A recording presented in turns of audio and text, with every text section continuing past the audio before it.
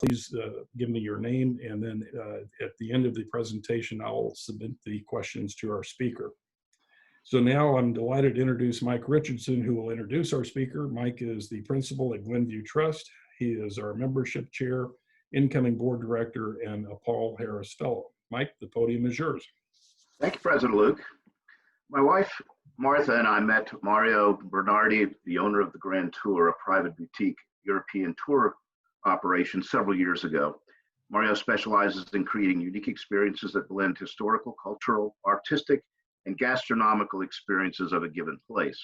Mario created and escorted us on a personalized 3-week tour that included Rome, Tuscany, and the Amalfi Coast. It was a trip of a lifetime thanks to Mario.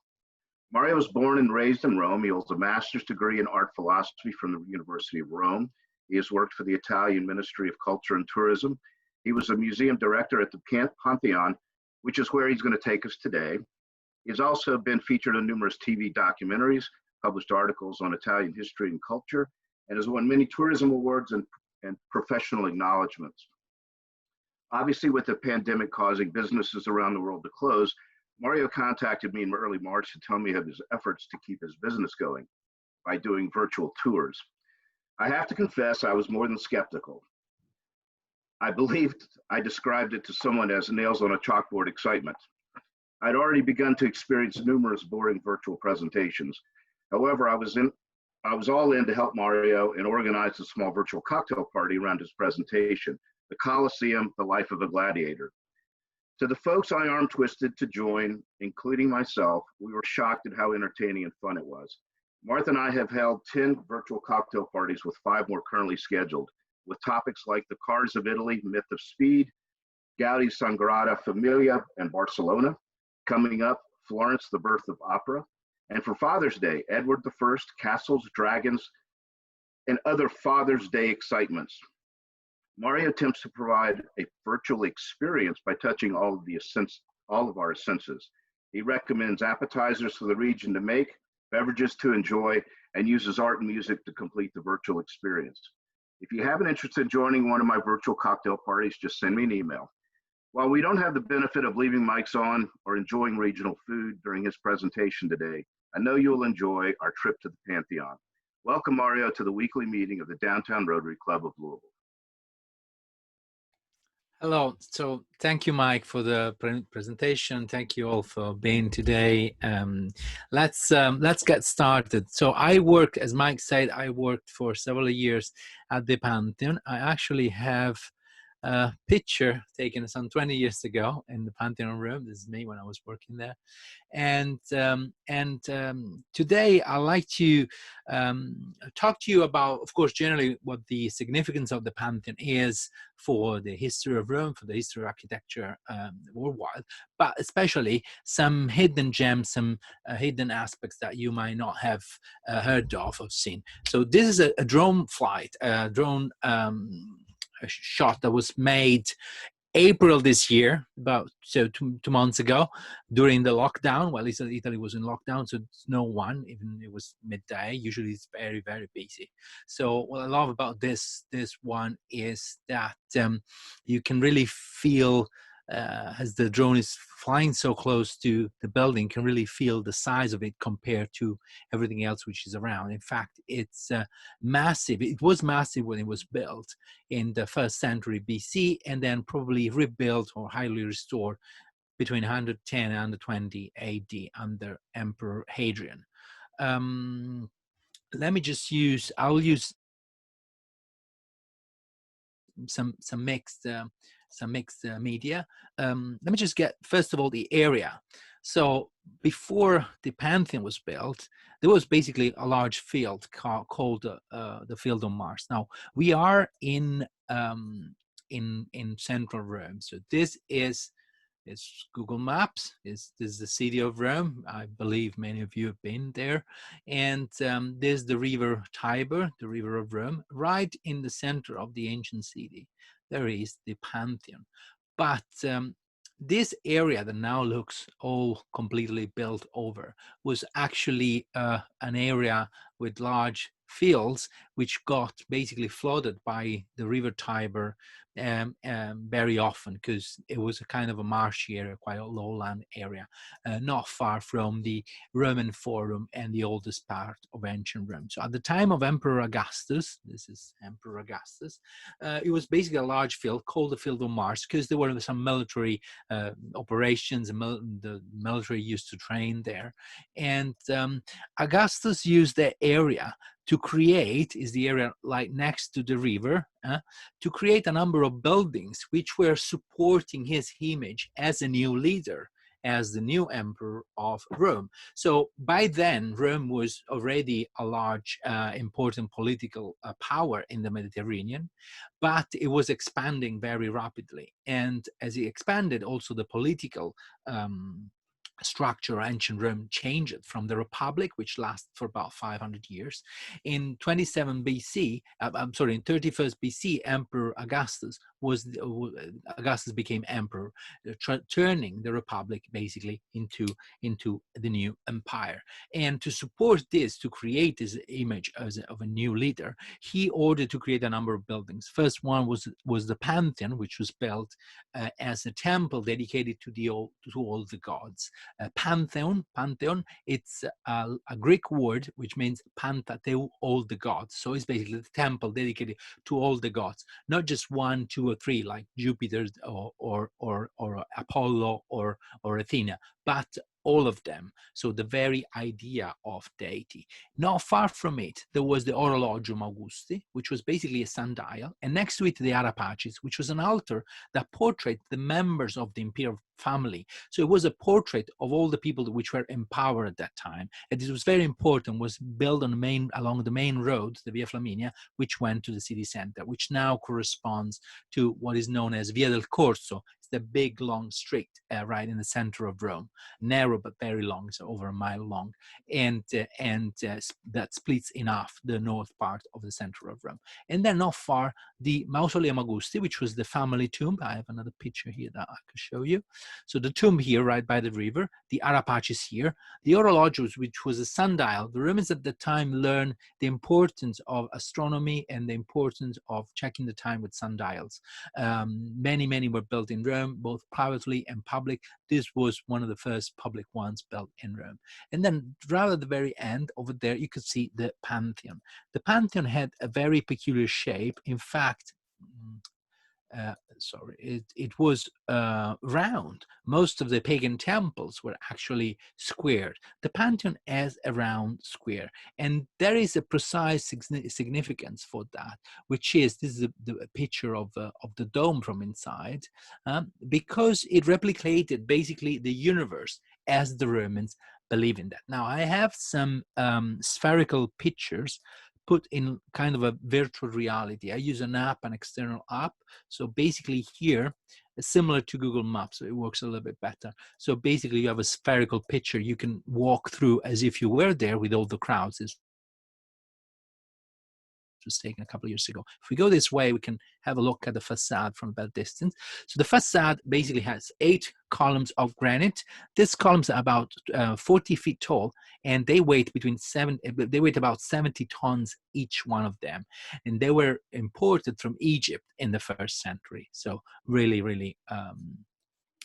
heavy and taken very carefully from across across the Mediterranean Sea. On the facade, we can see the name of the builder, Marco Agrippa, who was Emperor Augustus' son-in-law and also the head of the army. So he had a key role both in politics and in the army.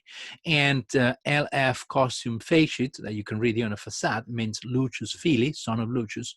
The 3rd year of his consulate, he was consul for the 3rd time, it was basically the city governor, made it. So basically, whoever ordered to build the building put his own name on top. In this case, was Agrippa. In other cases, it would have been the emperors. So the building was damaged by fires in the 1st century, so he was probably completely rebuilt by another great person of the of the Roman times, Emperor Hadrian. Now, if we have a look at the inside of the Pantheon, this is an ancient design. I like the style of the ancient designs.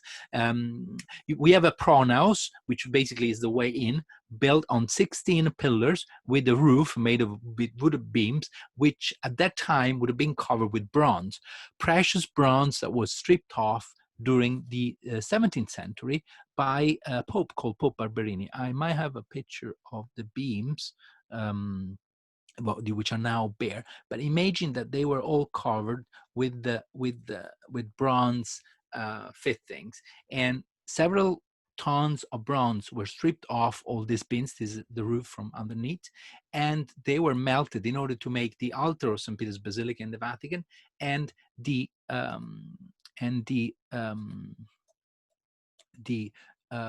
70 cannons for the walls of the Vatican City. Now here we should hear some. This is not working now.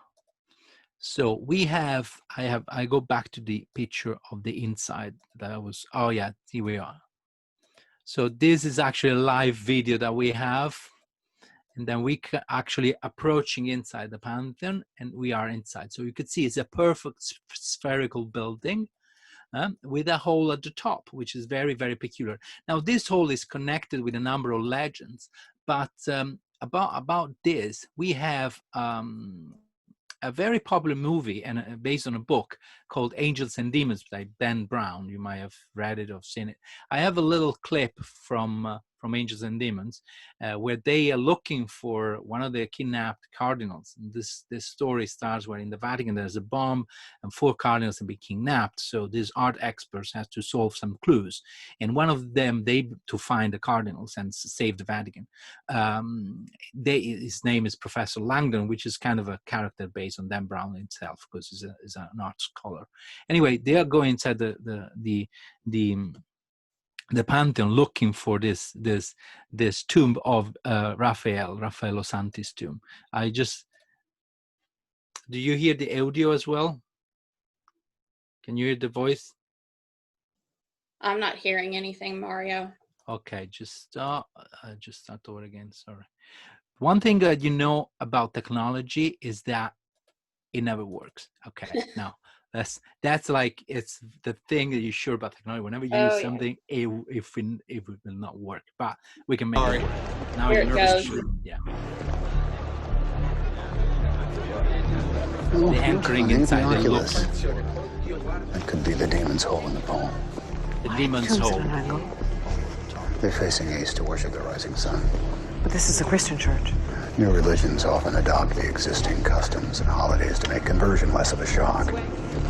Like the 25th of December, it's the pagan celebration of the unconquered sun and also makes a handy date for the birth of Christ.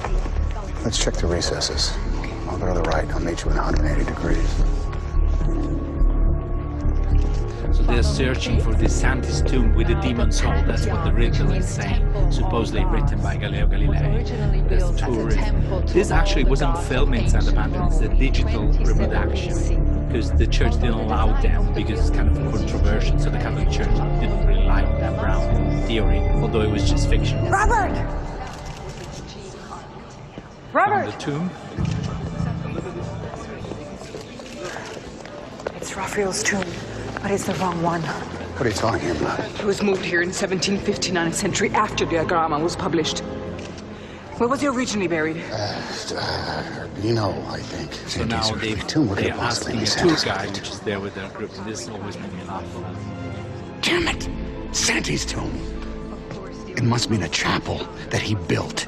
He's not buried in it, he designed it. The demon's hole, it's not an oculus. It's an undercroft. It's a crypt. Are there any questions? Yes. Yes.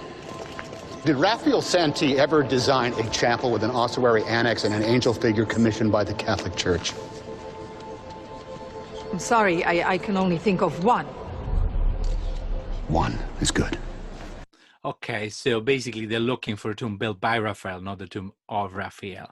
I just wanted to show you this because the hole at the top, it's always been a big question. What was the use of the hole at the top? Now, if we take a three-dimensional model of the dome, you will be able to see that the walls are very thick. They're about 6 meters at the bottom, some 18 feet.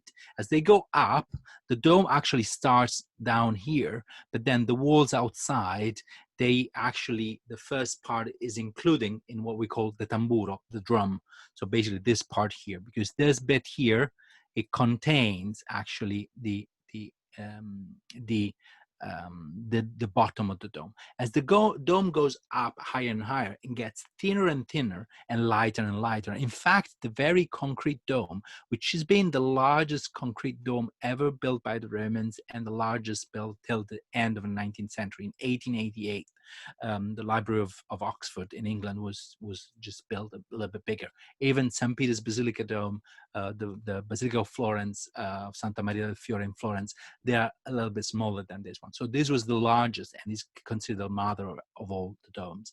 So at the bottom, there was a mixture of concrete and then hard materials like bricks and heavy materials. In the middle, tufa stone, which is a volcanic stone, which can be found in Rome, in the outskirts of Rome, very light, and on the very top, extremely thin. It went under like 3 feet of thickness and just about a meter, and it became lighter, used with pumice. Pumice is a volcanic material which even floats on water, so it's super light but very resistant and very resilient. So it was a perfect building materials. This dome stood for nearly 2,000 years, so it is still standing and is still in perfect condition. So it is a masterpiece of architecture.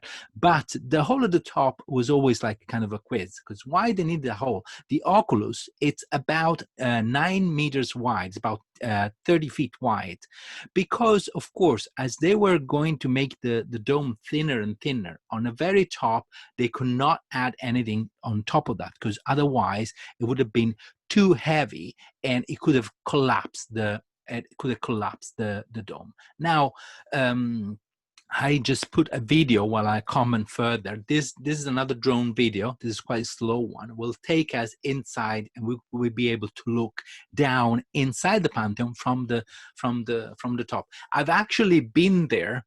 I have walked up on the roof of the Pantheon several times when I was working there. It is not open to the public. Only scholars and students were allowed there in the past. Now, not even that, for security reasons, because there's no, parapet, no fences, no nothing. This is how you get up on the staircase. Ends up here, and then there's a staircase on the side you can climb in. Anyway, the dome of the Pantheon was originally in Roman times covered with bronze slabs, gilded, which had then eventually been stripped off and replaced in the 7th century, when it was turned into church, with some lead ones to protect, of course, the concrete dome. And through the whole, they started to make a tradition during the Pentecost, which was last week, about 10 days ago. It's basically the Catholic celebration where the Holy Ghost, or the Christian celebration where the Holy Ghost descends on the apostles and making them, able to speak every language and to convert people. And to represent the Holy Ghost actually descending upon the church, upon the people, they throw rose petals through the hole down on the people which are celebrating the Mass. I have a video for that too. I'll show you. First of all, I want you to enjoy this moment when the drone peeps down into the dome. We'll be able to look inside. Consider that the dome is 43 meters wide, about 120 feet wide, same as the height. So he's really, really high. When they restored the dome about 15 years ago, I was working there, and I had the chance to climb also inside to the dome and to see the height, and it's really makes a change. It's like if you are on a 15 or 20 story building, so it's really high. Considering that this was built at the beginning of Roman times, it's really amazing, the fact that they were able to build something this large that is still standing nowadays. In a few seconds, we'll be able to look through, because as the drone goes down, the camera adapts to the darker light which is inside. Pantheon has no other windows. The only two openings are the door and the oculus at the top. It's called the Demon's Hall because they believe that when it was turned into a church in 609 AD, when the Emperor Phocas gifted it to the Pope, and was turned into a church dedicated to all the Christian martyr. Basically, it was the devils, the pagan gods who lived in there, were basically scared by the blessing and by the church, and then to escape, they couldn't escape through the door because there were the priests there blessing, and they escaped through the roof, making the hole in the roof. That's why Dan Brown refers to it as the Demon's Hole. I think Dan Brown was very good in using some original elements, historical elements, and making them into a very gripping thriller, even if the underlying theory is all made up. And the floor is beautiful, and consider that this floor is 80% of its marbles are still the original ones dated back to the time of Hadrian, so 2nd century AD. And it's amazing that these marbles came from all over the Mediterranean. The porphyry come from Egypt, the red one, as well as the gray granite, while the other ones come from Turkey, from Italy, and from Greece. So they really were able to, gather materials from all over the empire. Also, there's a very symbolic meaning in this kind of chest-like decoration, the alternates of squares and circles, which brings up to the very meaning of the building. Building has a very strong symbology and also an astronomical use. The dome. This is a beautiful picture from the bottom of the floor, looking up on the ceiling.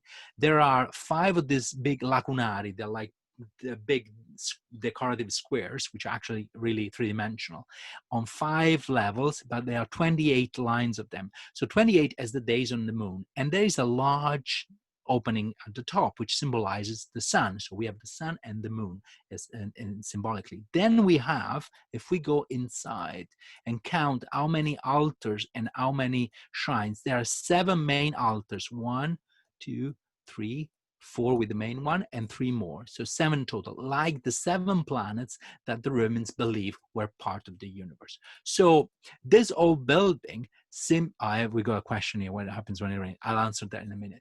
It's a very good question. So basically, what the Romans wanted to represent in this building was the fact that it was a symbol of the universe, which is at that time, the cosmos, they consider like a sphere. In fact, inside the Pantheon, you can basically include a perfect sphere. And the idea was to use it also as an astronomical as a system of astronomical measurement. So the universe, the Pantheon symbolizes the universe, including the planets, the order which is in the universe. Now, as there is an order in the universe and respected by the gods and by every entity, so should be on earth. And who is the guarantor of this order? But of course, the emperor. So here there is a very strong political message that as there is an order in the universe, so should be among men, and the emperor is the guarantor of that. And now, to prove also this, there were a number of phenomena, which include, of course, the winter and the summer solstice, when the sun, the rays of light that enters through the hole at the top, makes, this is some images that show us how the Pantheon would look like back in times. Inside, all gilded decoration, which is all gone. And then the rays of light moving through the door. And what happens when the sun basically enters and goes on the door and lights perfectly the door? This happens in 2 different times of the year. Of course, on the 21st of April, which is the Dies Natalis, the birthday of Rome, the day of the foundation of Rome, the sun at noon lights perfectly the door. So if the emperors were entering there in the Pantheon that day at noon, they would have been, shining in sunlight, and this would have been like an image, a blessing, like a special effect of the Roman times that, to mark the anniversary of the foundation of Rome. And to build such a large building orientated in a way that the sun hits the door and is perfectly centered in a precise day of the year, it's unbelievable. The archaeologists still haven't figured out how the Romans were able to calculate that. And then there's another phenomenon known as the Arch of Sun, which is basically Arch of Light, where basically the light hits the door of the Pantheon and corresponds. The width of the hole corresponds exactly to the width of the arch above the door. Again, another amazing light effect. Now, to answer the question that I was asked before through the chat, there is a little chat you can ask questions. It's that, of course, when it rains outside, it rains also inside, although there's a legend that it doesn't rain inside. Legend is because if you're outside of the building where it rains, you won't see the water coming inside. You have to come inside because the light it doesn't let you see the rain from the outside. There are holes on the floor. I don't know if you could see this. There are 4 down here. There are about 20 in total in the center. So the water just stays in the center and it gets drained. If it rains a little bit more, it overflows on the side where there are more basically sinkholes that suck up the water. And yes, they do have mass. You can see there's an altar. The Pantheon was shut down probably by 380, 390 AD when the Roman Empire became Christian, and only opened in 609 again as a church. And it was refurbished during the 17th and 18th century. These altars were redone. This one was done in the 1700s as well as the attic. And yes, they have services on Saturday and Sundays, and then the main services, like the one where they do the Pentecost. This is, for example, the ceremony of the Pentecost, where they have you see, this is actually, I think this is 2 years ago. So when they have the rose petals, I was saying before, they're thrown by fire police, fire brigades. They climb up and then they just throw down on the bishop all these rose petals. The church is also part of is owned by the Italian state, and there is a number of resident priests, but they do belong to the organization of the Catholic Church, which serves priests to the army. They're called chaplain or capellani. So the bishop, which is the head of this military servant. So basically, they're priests that join the army. This is the firemen, and this is how they climb up. They go up. There's an amazing view in the center of Rome. Of course, there's that is the kingdom of pigeons now, so there's a pigeon poop everywhere, unfortunately. And then they are throwing down. I really love to see this because they just, let me go a little further. Yeah, they just pour it down and people looking. It's really, really amazing. If in the future you ever happen to be in Rome, the end of May, beginning of June, check out, because they do it every year on Pentecost Day, which usually is the first Sunday of June. Now, there's 2 special things I want to show you about the Pantheon. First of all, how did the Pantheon look like when it was during the Roman times, and how it evolved during the centuries. I show you the inside.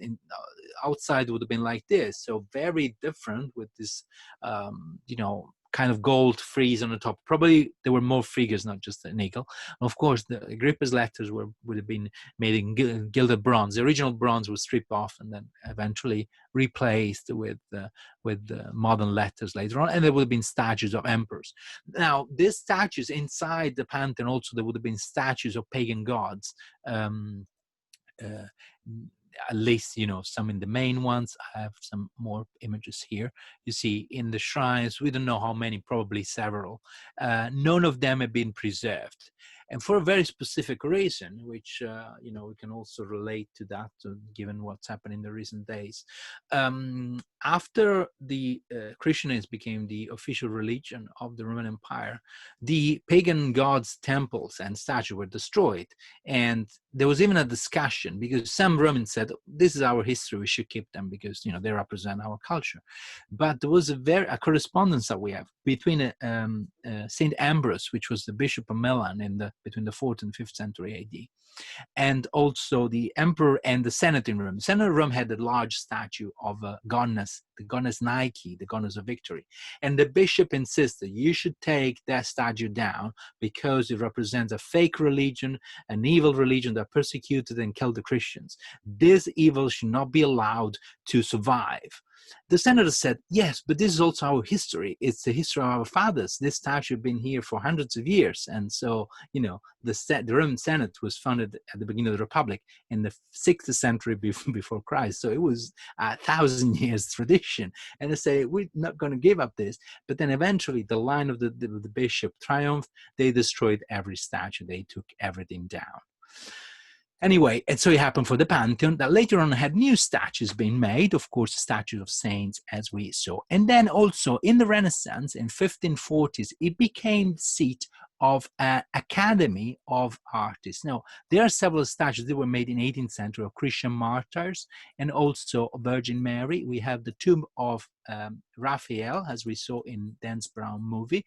This is the bust of Raphael, who was a very handsome man who died age 37, so very young, while he was working at the Vatican for the Pope. And he was also the man who was in charge for all the antiquities of Rome. So he was in charge of the Roman buildings, the statues. He was a very important figure in Rome at the beginning of 1500s. He died in 1520.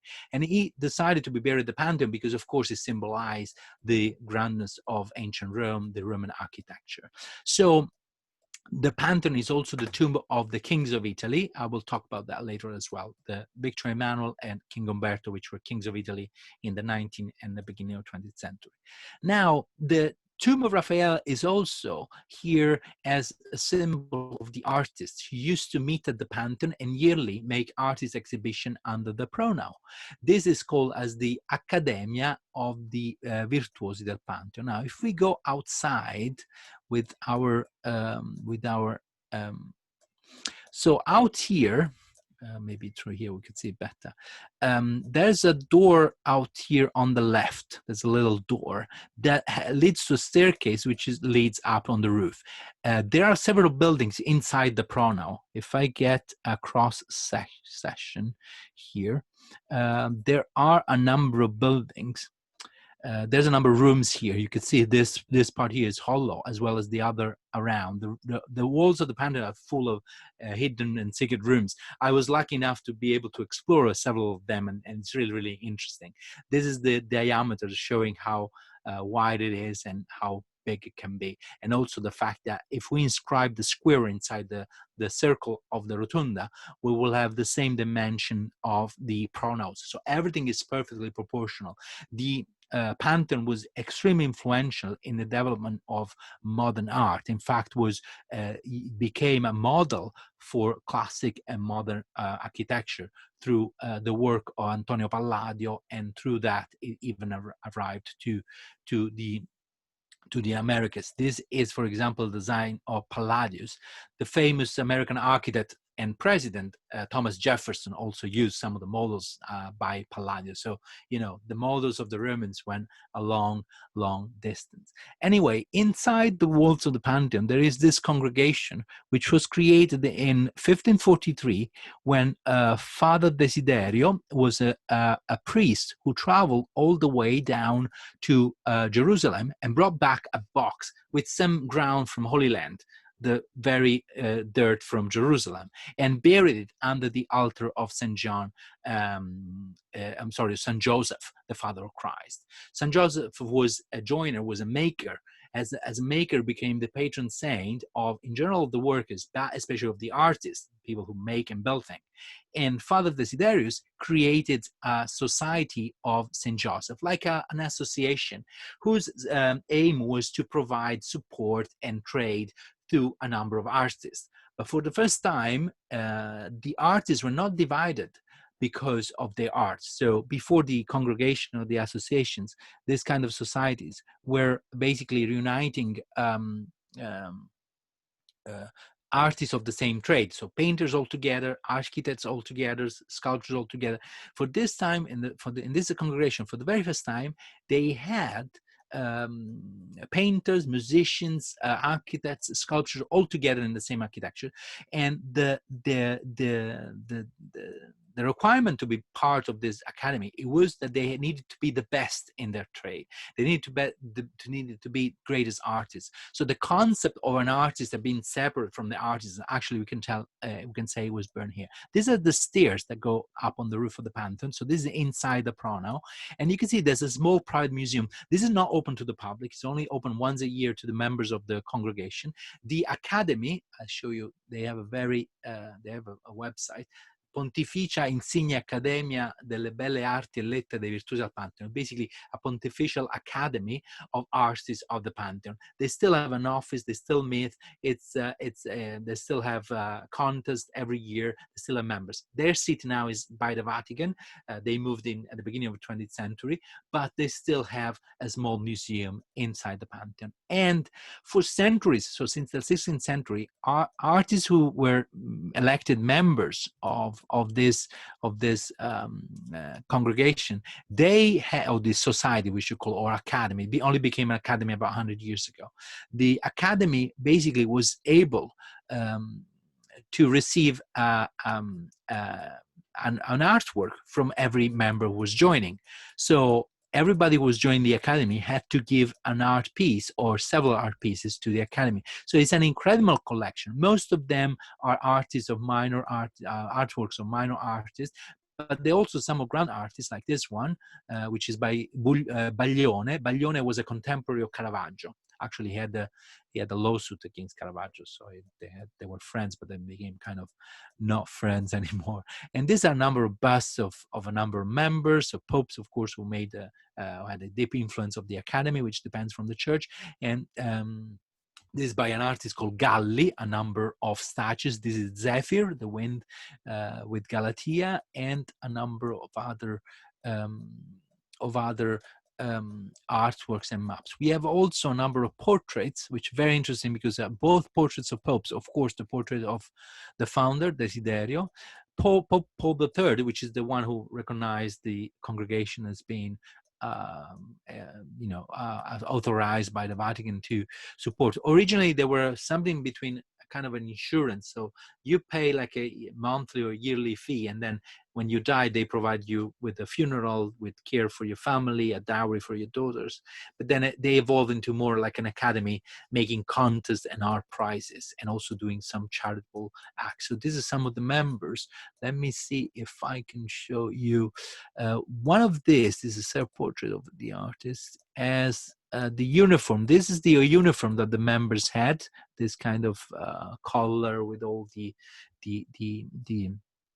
art. Their motto was floret in domo dominis. They flourish in the house of the Lord, of course, in the church. So the meaning was the arts, they flourish, they get better, they improve in the house of the Lord.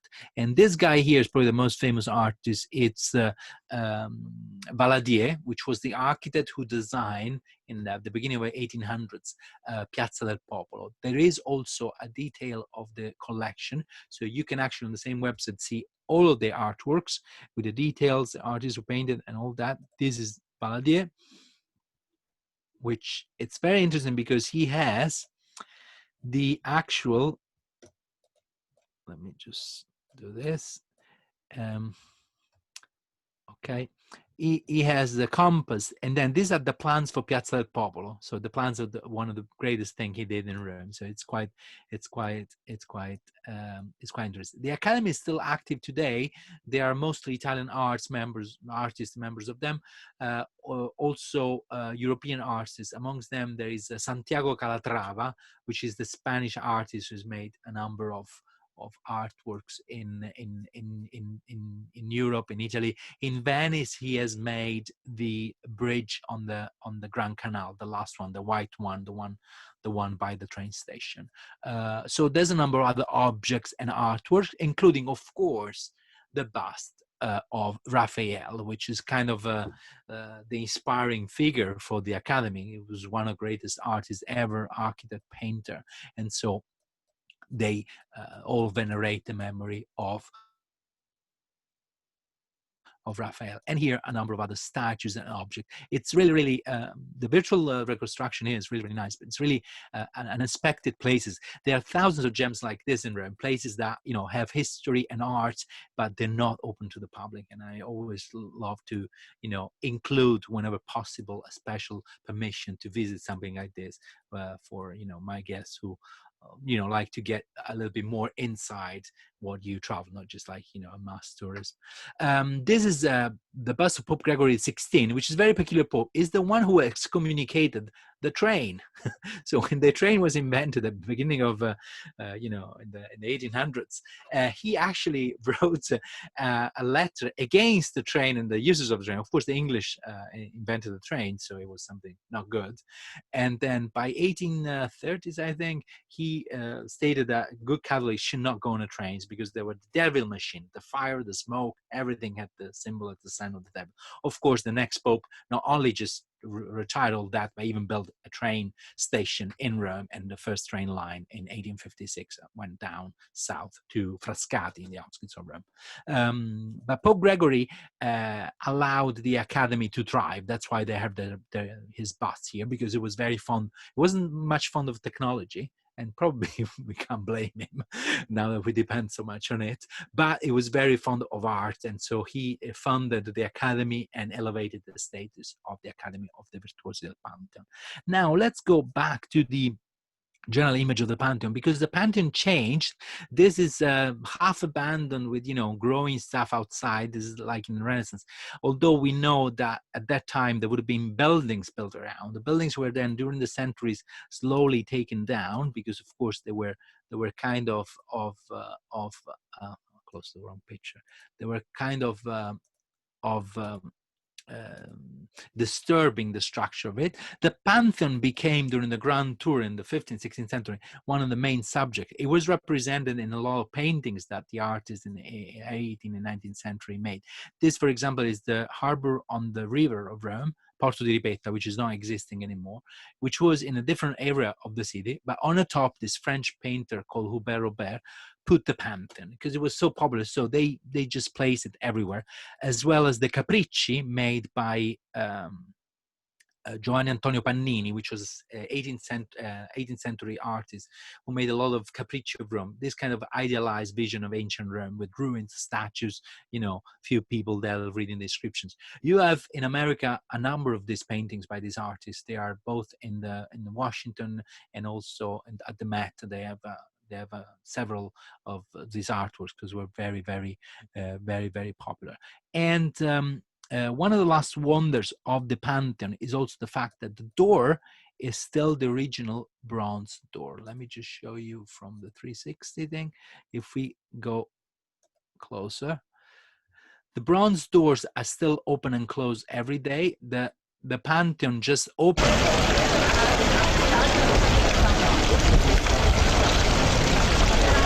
The Pantheon just opened to the public 2 days ago, again, after like 90 days of being closed. You could see the bronze doors here. I have a picture as well to show you the detail better. They are some 7 tons of weight each, and they get open and closed every day. The right one didn't work for a few hundred years. It was only restored in 1997, and it was opened using some little hydraulic pumps that lifted up in place. They were able to replace the inch at the bottom. It doesn't have inches on the side. Just at the bottom, there's a spherical bronze ball that rotates on a marble cup, basically. So whenever this gets consumed, it needs to be replaced every few hundred years. And they did so in 1997, and they were able to open both of them again. But for 100 years, only the left side could be open. If you ever go back to the Pantheon, look when you step in on the floor, you will see the left side of the floor, it's more worn out than the right side. And then we get down to the last element, which is the hole in the roof. As I said, is 9 meters, and this is a Pannini again, represents somebody there. And I have some pictures of some students in 1975 who took some pictures while standing on the top of the Pantheon. So where visitors were not allowed, but if it was for research reasons, students, photographers, I myself, I have escorted few people up there in the years. I was in charge of giving tours and the visitor experience. So whenever there was a delegation, or I arranged the tours for them or led the tours in person. And also here we have a few more. It's quite a breathtaking view here. You can see it going down with no protection or nothing. Something that would have been thinkable today with all the health and safety, and then popping in and looking inside with no gear, no protection, no anything. This is 1975.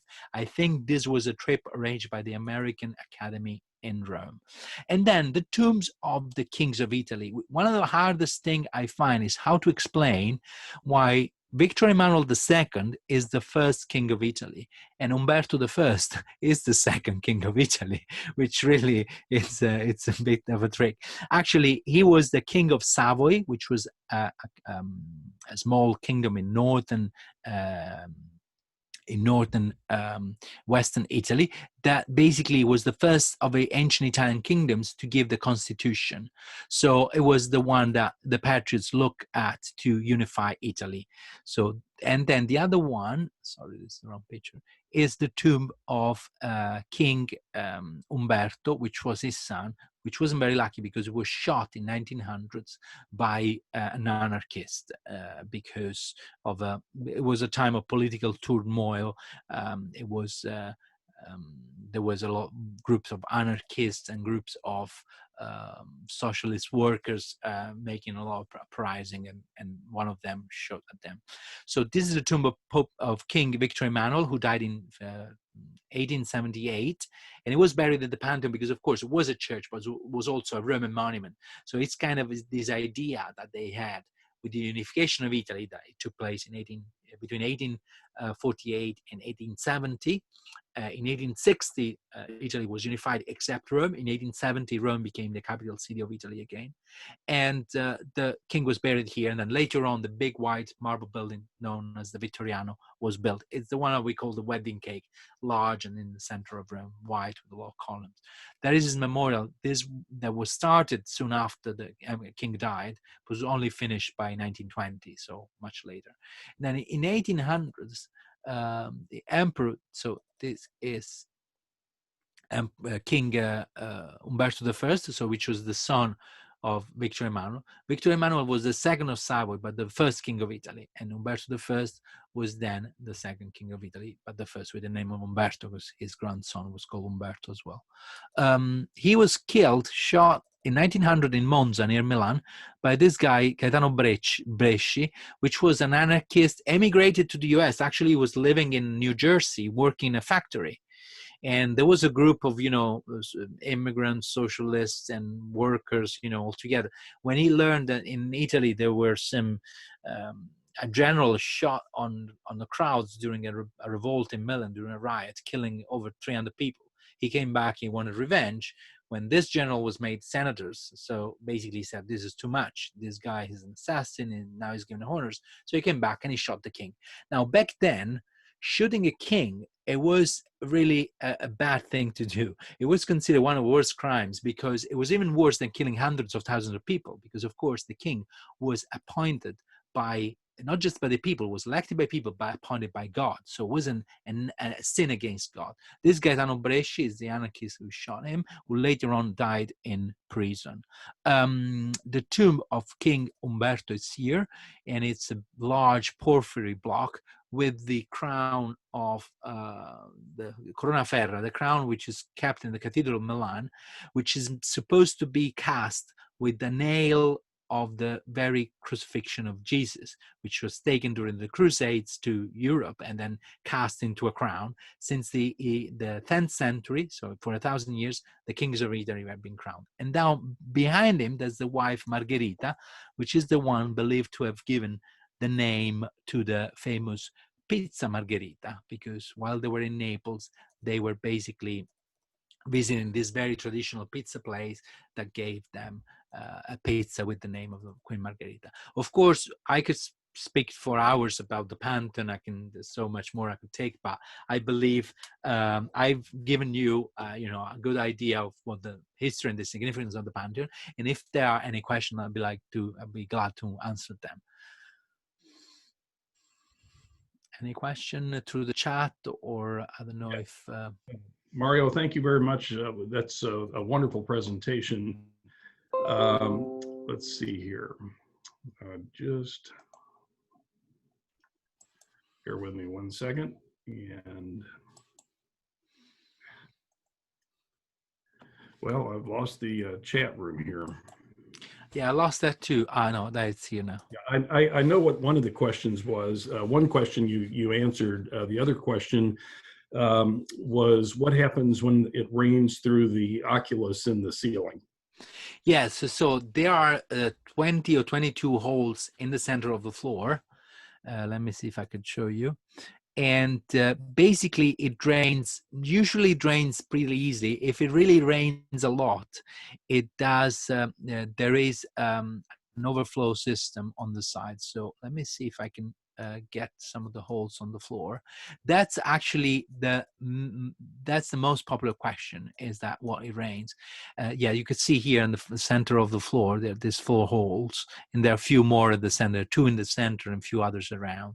There is also this story that it doesn't rain inside the Pantheon, but actually it does. The only thing is there's an effect, partially because of the light and partially because of the warmer air that tends to go out through the hole. It kind of nebulized a little bit like a carburetor, the water, so it doesn't come down as thick and as fast as outside, but it still comes the same amount of water.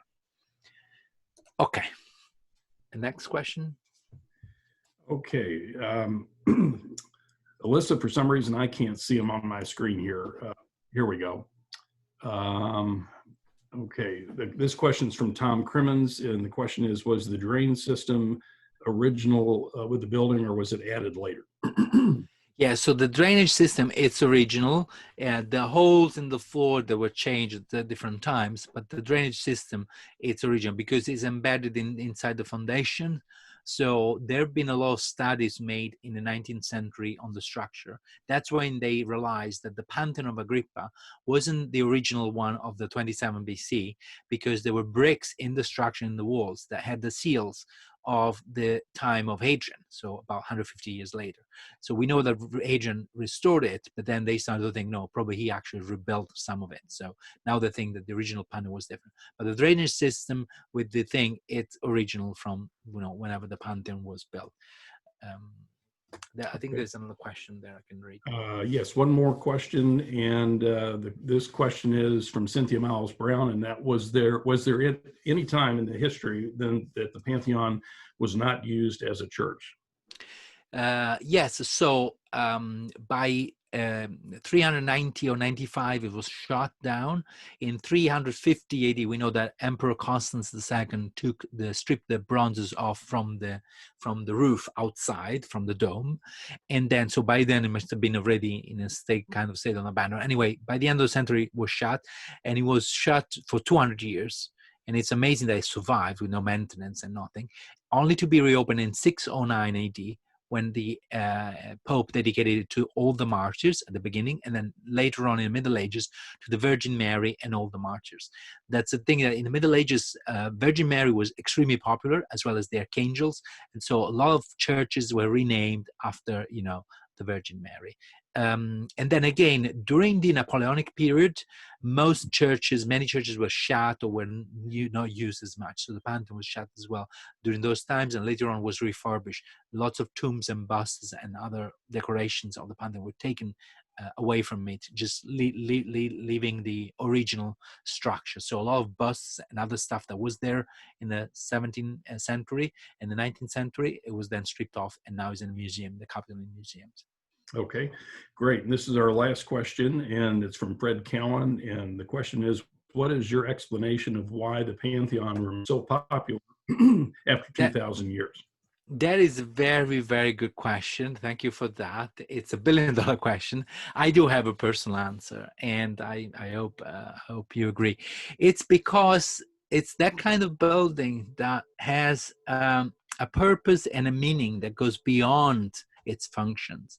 is, of course, it's a very functional building because there's one room, 2,000 square meters walkable surface in one room is something very big. 2,000 square meters is some 60,000 square feet. And the one roof is something really amazing. But the thing is, the idea that is this spherical large room symbolizes and represents the universe, the order, is not just a building, it's also an image that gives us an explanation about the universe, about what everything is, how everything works, and entering that we find ourselves a place. We found a place where we belong in the universe. It's kind of one of those magical buildings, magical of course, not in a literal, in figurative sense, that it gives you the perception of our relationship with the universe, with total. And in my years when I was working there, there was a large number of people with mental issues that were coming inside the Pantheon doing crazy things like screaming or getting the energy. But I believe that people that don't have kind of social, they don't behave very well, like people who have mental illness, they can perceive something that that building represents and express it freely without being afraid of, being judged. And that's where it brings up the nature of the building. It's a building that really represents the universe and our relationship with that. Okay, well, thank you very, very much. I know I speak for everybody. That was a fascinating presentation, wonderful tour. I love the drone photography. So Mario, thank you on behalf of the Rotary Club of Louisville.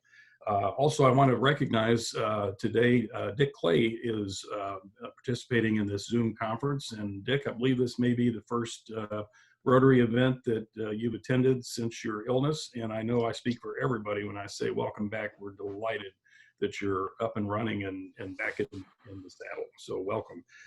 That concludes our meeting. Please watch your email for announcements regarding next week's Zoom conference. And with that, we are adjourned. Thank you very much for having me. Thank you. It's been an honor.